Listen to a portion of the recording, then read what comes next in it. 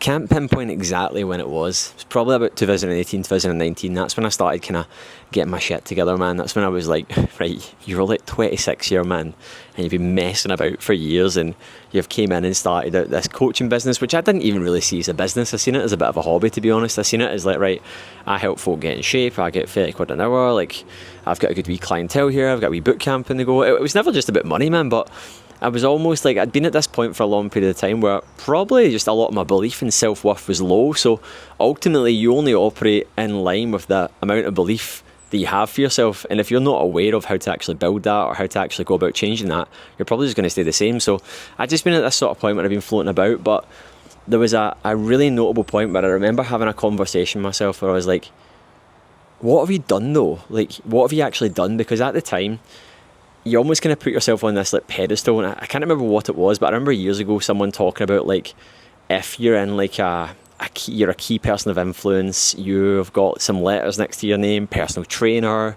you've got, I don't know, a degree, you've got like some letters, CEO, whatever it is, right? And you're in charge and responsible for other people. You can very, very easily let it get to your head until you actually stop and say to yourself, what have I done? Because for the best part, some people obviously have to work very hard to get to where they are. And I worked very hard to have my own business, to build up my clients, to get my clients results. Like, I'm not saying I didn't work hard, but what got you from A to B will not get you from B to C. And for a lot of people that have kind of climbed the ranks and whatever it is they're doing, business, career, a lot of it's like dead man shoes, and it's just time and place. They've done it for long enough that the next logical step is for them to go up a rank, go up a career, like take the next logical step. That's just what happens if someone's done something for a period of time. But when you're young and you see someone in that position of authority, you're just like, oh my God, man, what's going on? So I think when you go through like a period of change, like you get a little bit older and you start to actually realize that most people that climb whatever ladder it is they're climbing are just doing it because it's skin in the game, time in the game. When you see someone that's really going through the ranks fast, it's because they're going above and beyond. And for me, I had this realization around this time, and I actually started saying to myself, like, what have you actually done though? Because at the time, I was in alright shape. I had an alright standard of fitness. But actually, if you looked at my sort of credentials, like I'd never played at a high competitive level of sport. I'd never went really all the way with my results. I kind of floated around points that I didn't really manage myself into. It was almost just like through pure brutal work. I didn't really have strategies. I didn't really have processes in place. And actually looking at it, my results across the board in life, financially, in business, with clients, with myself, were all right. They were just better than most people, but I'd almost let it get to my head about the story that other people had about me, because I had came out of the Air Force, so obviously I came from a background that wasn't conventional for a lot of other coaches. I let that get to my head that I had done more than I actually did. So then when people almost kind of told my story, they would always mention that I was in the military or I came from this background and I was dead disciplined.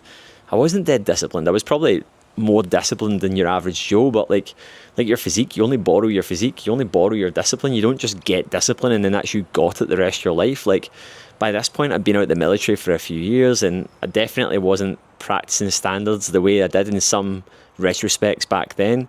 Yeah, I was maybe training a little bit more, but I was letting a lot of things down, and this happens for a lot of people.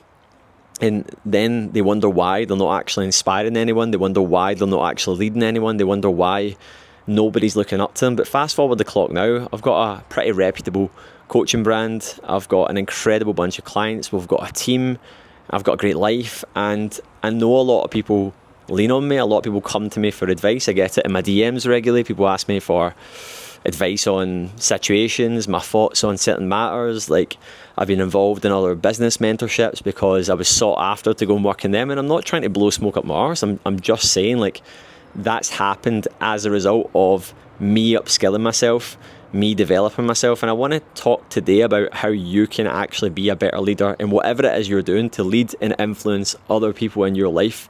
Now, if you're watching this, you're probably in a role, or you're probably in a position where you want to show up better. You might be a parent, you might be a father, a mother, you might be someone that runs a business, you might be in charge of clients, you might be in charge of a team, and you might feel like you're a little bit of a fraud right now because you've got all these ambitions that you like the idea of, but they're more aspirational than they are actually core. Like, you like the idea of being accountable, but you're not actually super accountable. You like the idea of being disciplined, but your discipline's a bit questionable.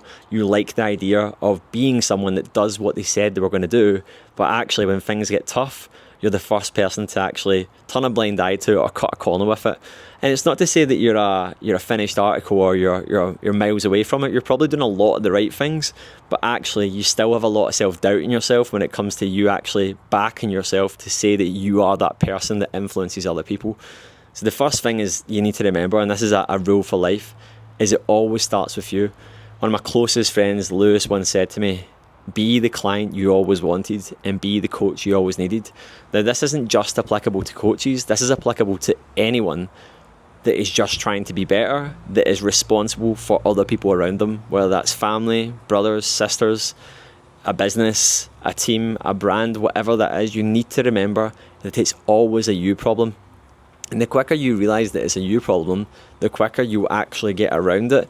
Because humans have got this thing where we love trying to make things way more complex than they actually are.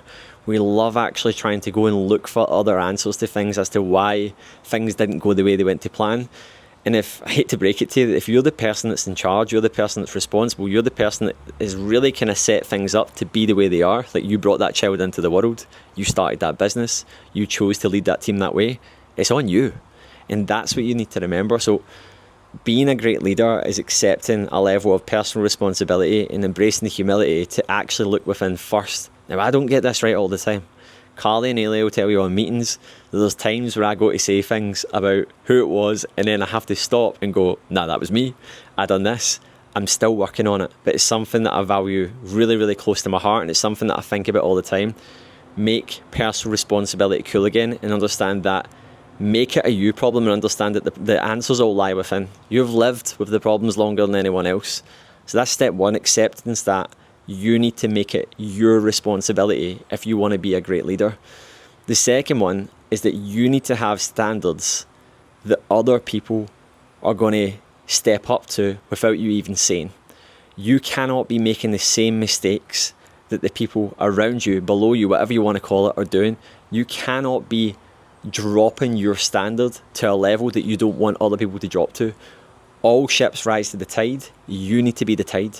You need to be the person that is prevailing no matter how you feel. There's going to be times where you don't want to show up. There's going to be times where you don't want to do the thing that you know you need to do, but you need to do it anyway. You need to lean into that, and you need to rewire the way you go about it.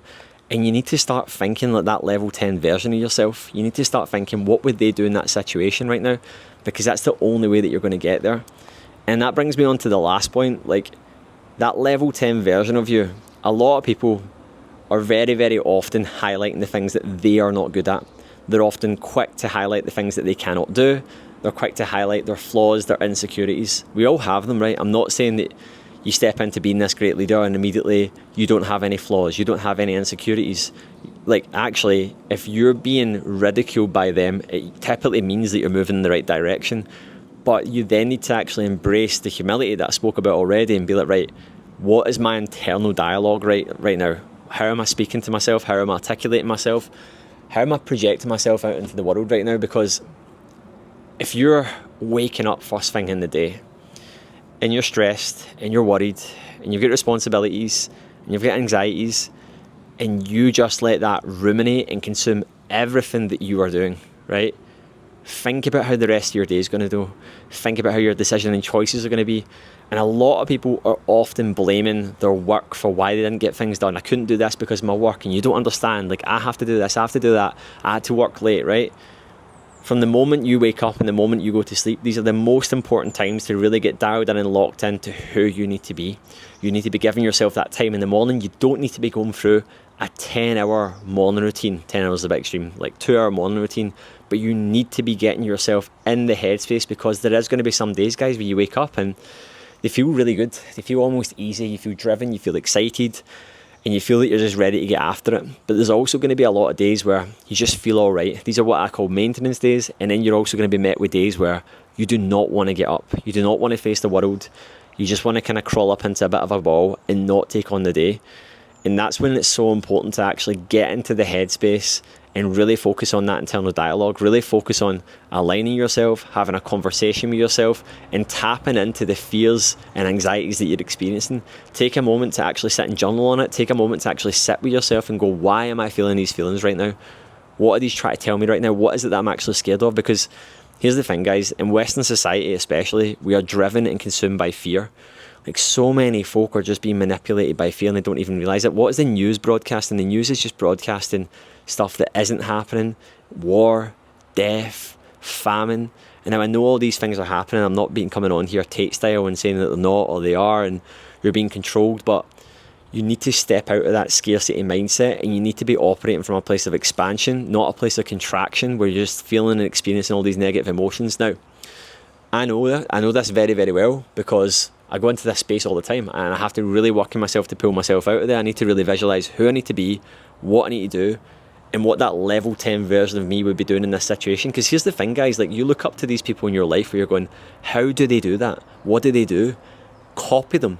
Don't copy exactly how they speak, the words they say, the things they do, but copy their behaviour patterns. Like, what do they do? Did they have a routine in place in the morning? Did they go to bed early? Did they have boundaries in place when it comes to their phones? Did they have certain situations and things that they do when they come up against something? Do they have networks and people that they speak to? Do they manage and regulate their social media consumption? Like, don't copy tactics, but copy techniques. Look at the things that people are doing and be like, how can I do more of that in your life? Because the thing that you need to realise when it comes to your reality, guys, everything that you're experiencing in your life is a direct result of everything you wanted. You might be sitting in a home right now that you're like, oh, I absolutely love my home. Once upon a time, that was a dream, and now you have it. You made it reality. And a lot of folk forget that that's just life. Life is just about creating, right, what is it that I want in my life? How do I want to feel? What do I want? What are the things that I want to have? And these will materialise. These will come into fruitions. But the part that a lot of people forget is that you can actually think this exact same way when it comes to how you want to feel. So if you're in a bit of a funk right now and you feel like things are on top of you, you're always stressing, you're always worried, you have to think your way out with that along with action, because action beats anxiety. 100% it does. I'm a strong advocate of that. But if you're tolerating an internal dialogue and narrative that you know is not supporting you, that's the very thing that actually needs to change. As always, please subscribe to the channel. Please leave your thoughts in the comments below and go and do the work that gives you the stack of evidence. Go and be the person that's going above and beyond, because that's where you'll find all your confidence.